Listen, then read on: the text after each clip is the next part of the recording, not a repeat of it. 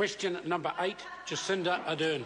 Thank you, Mr Speaker. My question is to the Minister for Economic Development and asks, does he agree with the statement he made on behalf of the Minister of Finance that, quote, New Zealand has a vibrant screen industry which directly supports more than 2,700 businesses?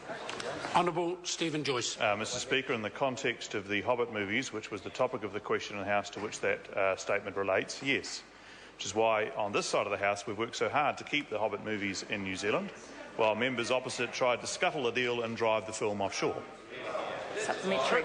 Supplementary question, Jacinda Ardern. Is he aware that the screen industry is experiencing a massive downturn, especially in Auckland, where up to 70% of production is based, as a direct result of issues like a high Kiwi dollar, essentially cancelling out the incentive regime and decimating the industry? If not, why not? Honourable Stephen Joyce. Mr Speaker, yes, I am aware of concerns in the Auckland industry and have been working with the industry on that. Some companies are finding it difficult because of the size of the dollar at the moment, and that is those who own their IP are doing fairly well, but those that are effectively like toll producers, if you like, are struggling. But it is important to point out that we've spent something like $411 million on incentives for the film industry since 2008-2009. That's $411 million, and so we are just working through those issues with the industry.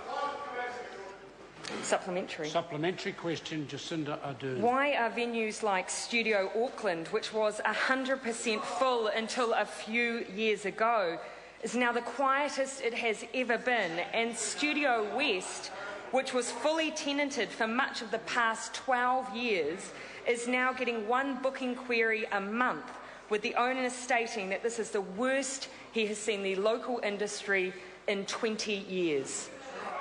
Honourable Stephen Joyce. Mr Speaker, as I say, I acknowledge that some companies are finding it a little bit difficult, although I understand in relation to one of the venues the member raises, one of the particular issues is that it's associated with a railway line nearby, and of course the Auckland Transport have increased the frequency of trains hugely, so it's not as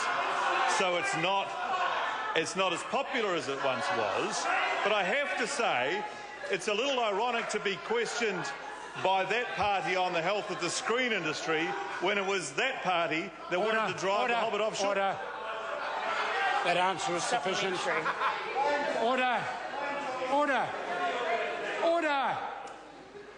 Supplementary question, Jacinda Ardern. Supplementary to the Minister. If he is aware that skilled workers, one of the drawcards his government uses to promote New Zealand as a film destination, are leaving the industry and the country, with companies like Film Effects experiencing the biggest downturn in 10 years, and many on the payroll with a UK passport have already gone.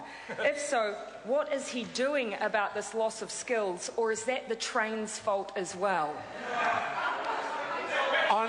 Order.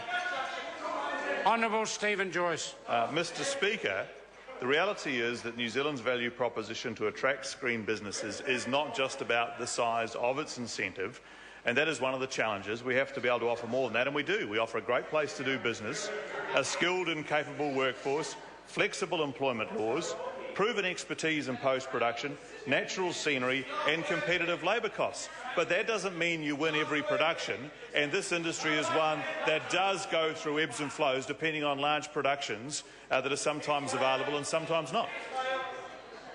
Supplementary. Supplementary question, Jacinda Ardern. Does he agree with the statement of the Honourable Chris Finlayson that this is the golden age for the arts in New Zealand? If so, why does it seem like the film industry is going into an ice age as the majority of screen production dies under the weight of an apathetic government who is doing absolutely nothing? Shut that one. Honourable Stephen Joyce. I think the member might be auditioning for a role in some sort of production. Order. Answer the question. With that form of amazing hyperbole. But the reality is New Zealand is going through a very strong period with the arts, and the Minister of Arts and Culture is doing a fantastic job in investing in infrastructure and maintaining the government assets in the arts and cultural space despite the toughest financial times since the Great Depression. He's doing a tremendous job in that regard, and I think the member would do well to acknowledge it.